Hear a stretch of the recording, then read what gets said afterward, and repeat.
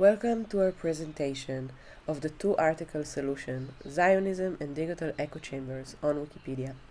This project is a collaboration between an academic and a journalist.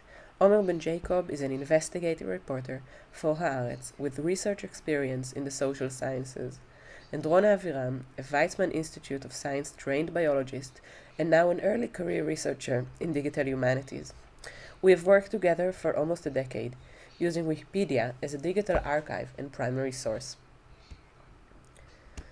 Wikipedia was born in 2001 and is the free encyclopedia. Its content is ad-free, for free, and open for anyone to edit. All regulated by the community, Wikipedia has some core policies.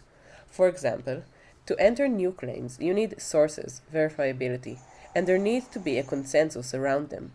Wikipedia also enforces specific guidelines for specific topic domains or topic spaces. We wanted to ask, how did these play out in the case of Zionism?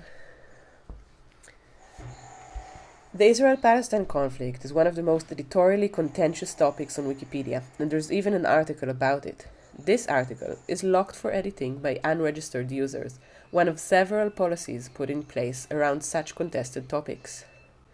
Specifically, our research method goes like this. Our Corpus Creator tool can search through Wikipedia's massive body of articles to identify all articles related to a certain topic.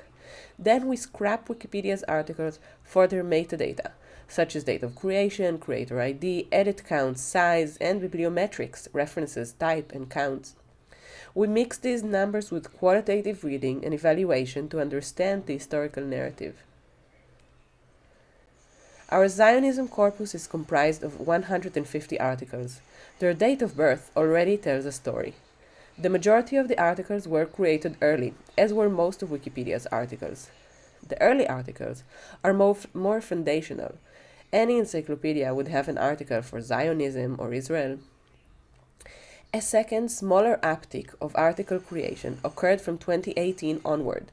These were more narrowly focused or political articles, which emphasize critical analysis, political dimensions, and alternative perspectives reflecting different types of Zionism, not from the mainstream.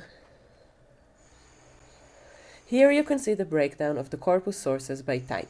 We see a high representation of .gov followed by .com websites. We developed a metric called SciScore that gauges an article's scientificness, or simply the prevalence of academic publications in its references.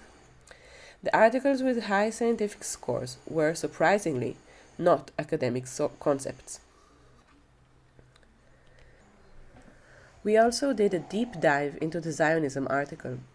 You can see it is locked for editing by unregistered users. Also notable is the term colonialism, which was added to the first line of the lead in October 2024 and was supported by an unusually large amount of sources.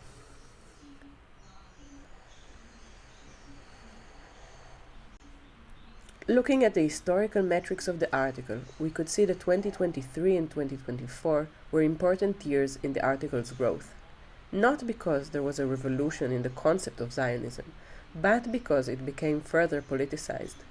There was a shift in consensus and its perception in the public eye for real-world and political reasons.